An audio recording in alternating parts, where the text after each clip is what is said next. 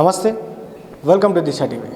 తెలంగాణ రాష్ట్రంలో ఉన్నటువంటి ఆటో యూనియన్లు కావచ్చు, లేకపోతే యాప్ ఆధారిత ఆటోలకు సంబంధించినటువంటి రాష్ట్ర వ్యాప్తంగా ఉన్నటువంటి జేఏసీ నాయకులందరూ కూడా ఏదైతే 23వ తారీఖున అర్ధరాత్రి నుంచి వారు బంద్కు పిలుపునిస్తూ ఉన్నారు.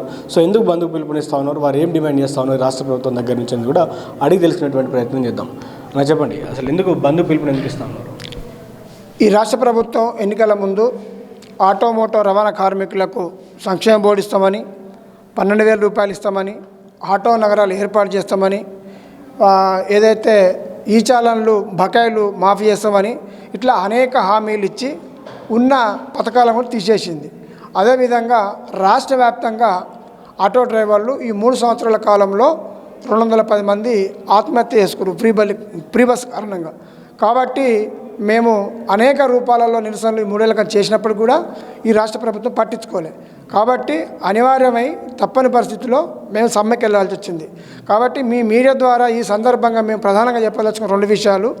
ఒకటి, గ్రేటర్ హైదరాబాదు పరిధిలో ఉన్నటువంటి స్కూల్ వ్యాను ఆటో డ్రైవర్ల పేరెంట్స్ కూడా మేము అప్పీల్ చేస్తున్నాం, స్కూల్ వ్యాన్ డ్రైవర్ల తరఫున కూడా. ఎందుకంటే ఆటో వాళ్ళు, స్కూల్ వాళ్ళు సర్వీస్ చేసే వాళ్ళు ఉన్నారు. మీరు మాకు సహకరించండి. మా హక్కుల కోసం ఈ ప్రభుత్వం మాకు అన్యాయం చేసింది కాబట్టి ఈ పోరాటాలకు పోవాల్సి వచ్చింది, మీరు సహకరించండి. రెండోది, మా కార్యాచరణ రాష్ట్ర వ్యాప్తంగా ఉన్నటువంటి నాయకులకు కానీ మా ఆటో రంగ జేఏసీ తరఫున పిలుపునిస్తున్నాం. రేపు 23న రాష్ట్ర వ్యాప్తంగా మొత్తం రోడ్ల దిగ్బంధం చేయబోతున్నాం. దాన్ని చేయాలని చెప్పి కూడా మేము జేఏసీగా పిలుపునిస్తున్నాం.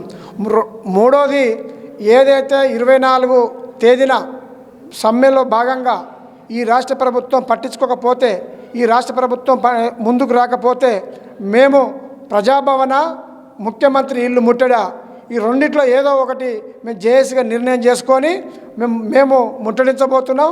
రాష్ట్రం అంతా దిగ్బంధం చేస్తాం. మా సమస్యలు న్యాయమైన డిమాండ్లు పరిష్కరించకపోతే ఈ ముఖ్యమంత్రి ఇల్లు ముట్టడిస్తామని చెప్పి కూడా ఈ సందర్భంగా చెప్తున్నాం. ఎప్పుడు, ఏ డేటు, ఏ టైం అనేది మేము జేఏసీ నాయకులు మాట్లాడుకుంటాం. 24న స్పందించకపోతే ఈ రాష్ట్ర ముఖ్యమంత్రి ఇల్లు ముట్టడిస్తామని చెప్పి కూడా ఈ సందర్భంగా తెలియజేస్తున్నాం. అన్న, ఆటోలకు సంబంధించి, ఎలక్ట్రిక్ వాహనాలకు సంబంధించి అంటే మార్చుకోవాలంటే కూడా రాష్ట్ర ప్రభుత్వం దానికి భరోసా కల్పిస్తా అని చెప్తా ఉంది కదా. ఎలక్ట్రిక్ ఆటోలు తీసుకోవాలని కూడా చెప్తా ఉంది కదా. ఎప్పుడైతే ఈ ఆటో సంఘాలు సమ్మెకు పిలిపిస్తాయో అప్పుడు ఈ యొక్క రాష్ట్ర ప్రభుత్వానికి ఆటో డ్రైవర్ల సంక్షేమం గుర్తుకొస్తూ ఉంది. ఈవీ ఆటోలు ఏదైతే డీజిల్ కానీ గ్యాస్ ఆటోలు కానీ ఎలక్ట్రికల్ ఆటోలుగా, ఈవీ ఆటోలుగా మార్చడానికి 1,50,000 ఇస్తామన్నారో మరి సమ్మె ముందరే ఎందుకు గుర్తుకొచ్చింది? అసలు ఈవీ ఆటో 5 లక్షలు నువ్వు ఇచ్చారు, 1,50,000 ఎవరికి కావాలా? అసలు ఉన్నటువంటి ఆటోలు ఈఎంఐ కిస్తీలు కట్టుకోలేక చచ్చిపోతారు డ్రైవర్లు. ఈ కిస్తీల గురించి ఆలోచన చేయకుండా అసలు పర్యావరణంకి మేము సానుకూలంగా స్పందిస్తాం, కానీ నీ 5 లక్షల ఆటో ఉచితంగా పాత ఆటో తీసుకో. కానీ ఇవన్నీ కూడా ఏదో మభ్య పెట్టడానికి ఇది కూడా ఏం ప్రభుత్వం చేయదు. ఇంకోటి ఏంటంటే ఆర్టీసీలో ఈవీ ఆటోల ప్రతిపాదన లేదనే చెప్పే మంత్రి గారు ఒకటే అడుగుతా ఉన్నా, మీరు ఒకటే టికెట్ మీద బస్సు ప్రయాణం, ఆటో ప్రయాణం ఏ విధంగా కలిగిస్తారు? ఆటో ఎవరి ఆటో ఎక్కాలా? నువ్వు ఎవరితో టైఅప్ చేసుకుంటావు? దీనికి ఏమన్నా అసలు ఆన్సర్ ఉన్నదా? కాబట్టి ఈ యొక్క ప్రభుత్వం ఉచ్చులో, ఈ యొక్క ప్రభుత్వం యొక్క మాయలో ఆటో సంఘాలు పడవు, ఆటో డ్రైవర్లు పడరు. ప్రధానంగా ఏదైతే ఈ యొక్క రాష్ట్ర ప్రభుత్వం మీద బడ్జెట్ లేకుండా ఉండేటువంటి ఆటో మరియు ప్రైవేట్ రవాణా కార్మికులకు సంక్షేమ బోర్డు ఉందో అది బేషరతుగా జీవో విడుదల చేయండి. మహారాష్ట్ర విడుదల చేసింది, నా దగ్గర ఉంది చూపెడతా జీవో. తమిళనాడు, కేరళ, మధ్యప్రదేశ్, ఈరోజు ఇన్ని రాష్ట్రాలు చేసి నువ్వెందుకు చేస్తలేవు? బడ్జెట్ లేకుండా చేయి. అదేవిధంగా జీవో విడుదల చేయి. అదేవిధంగా ఈ మీటర్ రేట్లు పెంచవు. రవాణా చట్టానికి వ్యతిరేకంగా, మోటార్ వెహికల్ యాక్ట్కి వ్యతిరేకంగా భిన్నంగా ఏవైతే వైట్ ప్లేట్ వాహనాలు ఈరోజు నడుస్తూ ఉన్నాయో ఈ యొక్క రాష్ట్రంలో వాటిని బంద్ చేయండి. Ola, Uber, Rapido white plate వాహనాలు నడుస్తూ ఉన్నాయి. వీటిని బంద్ చేయకుండా ఓలా, ఊబర్, ర్యాపిడో కంపెనీల దగ్గర కోట్ల రూపాయలు ముడుపులు తీసుకునేది ఎవరని అడుగుతూ ఉన్నా. కాబట్టి ఆటో డ్రైవర్లను దగా చేస్తున్నారు, ట్యాక్సీ డ్రైవర్లను దగా చేస్తూ ఉన్నారు. కమిషను లేని యాప్ను క్రియేట్ చేయమంటే ఓలా, ఊబర్, ర్యాపిడో వాళ్ళు క్యాబ్ డ్రైవర్ల కమిషన్ తక్కువ ఇస్తా ఉన్నారు. అడిగేటోడు ఎవరు లేడు. గతంలో అంటే రాష్ట్ర ప్రభుత్వం మీకు అధికారంలో రాకముందు చెప్పింది కదా, ఈ ఆటో డ్రైవర్లకు ఒక యాప్ రాష్ట్ర ప్రభుత్వమే క్రియేట్ చేసి ఇస్తా అని చెప్పింది కదా. దాని మీద అధికార ప్రకటన ఏమైనా చేశారా మీకోసం? ఈ రోజు వరకు అసలు యాప్ ప్రకటన చేయలే. పొన్నం ప్రభాకర్ గారికి నేరుగా సచివాలయంలో కలిసి నేనే అడిగినా, ఆయన నిరుద్యోగులకు ఉపాధి కల్పిస్తామని చెప్పినటువంటి వ్యక్తి ఈరోజు సహాయక్ యాప్ని కేంద్ర ప్రభుత్వం ప్రకటించింది. నువ్వెందుకు తీస్తలేవు? కేంద్ర ప్రభుత్వము 3 వీలర్ లైసెన్సులను లైట్ మోటార్లో కలిపితే అమలు చేస్తావు. కేంద్ర ప్రభుత్వం కమిషన్ లేనటువంటి సహాయక్ యాప్ని ఏదైతే చేసిందో అది రాష్ట్రంలో అమలు చేయవు. అంటే నీ బుర్రకు ఏదో వస్తే అది చేస్తావా? అంటే నీకు లాభం ఉంటే చేస్తావు. కాబట్టి ఇమీడియట్లీ కమిషన్ లేని యాప్ని తెలంగాణ రాష్ట్ర ప్రభుత్వం క్రియేట్ చేయాలా.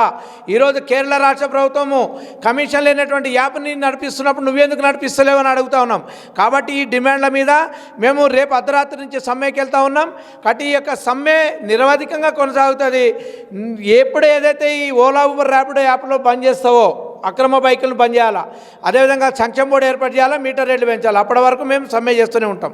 సో మనం ఒకసారి చూసుకుంటే రాజశేఖర రెడ్డి గారి ప్రభుత్వం ఉన్నప్పుడు ఒకసారి ఆటో రేట్లు మీటర్ రేట్లు పెరిగినట్టున్నాయి. అప్పటి నుంచి ఇప్పటివరకు ఏ రోజు కూడా మీటర్ రేట్లు పెరిగినటువంటి పరిస్థితి ఉంది. సో ఏం చెప్తారు దాని గురించి? గతంలో వైఎస్ రాజశేఖర రెడ్డి గారి పాలనలో బొత్స సత్యనారాయణ గారి ఆధ్వర్యంలో ట్రాన్స్పోర్ట్ మినిస్టర్ ఉండే. అప్పట్లో మేము ఇందిరా పార్క్ దగ్గర ధర్నా చేస్తుంటే ఆ ధర్నా క్రమంలో మీ డిమాండ్స్ ఏంది, మీ ఏంది అని వాళ్ళు వచ్చి తీసుకుపోయి సచివాలయంలో వాళ్ళు చర్చలు జరిపి మాకు నిత్యావసర వస్తువులకు పెరిగిన ధరలకు అనుగుణంగా అప్పట్లో 20 రూపాయల మీటర్ మినిమం ఛార్జీ చేయడం జరిగింది. 1.6 కిలోమీటర్స్కు చేయడం కూడా జరిగింది. అప్పటి నుండి ఇప్పటి వరకు కూడా ఎలాంటి మీటర్ ఛార్జీలు పెరగలేదు. అప్పటి నుండి ఇప్పటి వరకు కూడా నిత్యావసర వస్తువులు మాత్రం చాలా పెరిగిపోయినాయి.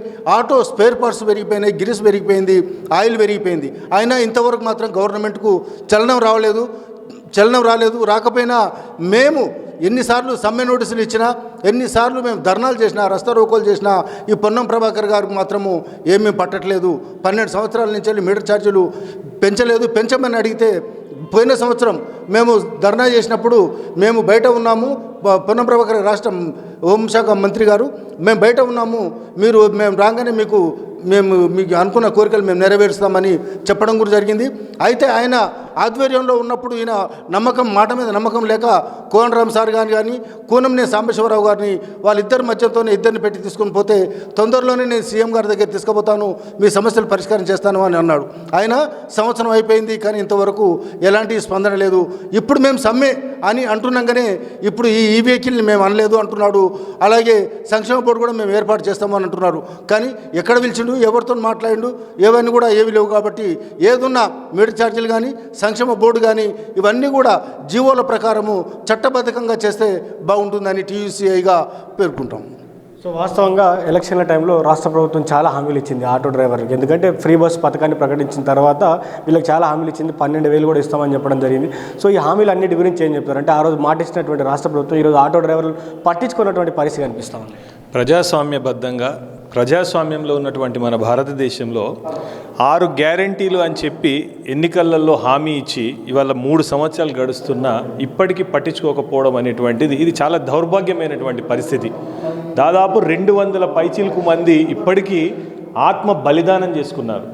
ఇవాళ తెలంగాణ ఉద్యమంలో ఉవ్వెత్తున పోరాటం చేసినటువంటి ఆటో రవాణా కార్మికులు ఇవాళ ఆత్మ బలిదానాలు చేసుకుంటా ఉన్నారని అంటే ఇది ఎంత దౌర్భాగ్యమైనటువంటి పరిస్థితి. వాళ్ళు ఏం గొంతమ్మ కోరికలు కోరట్లేదు.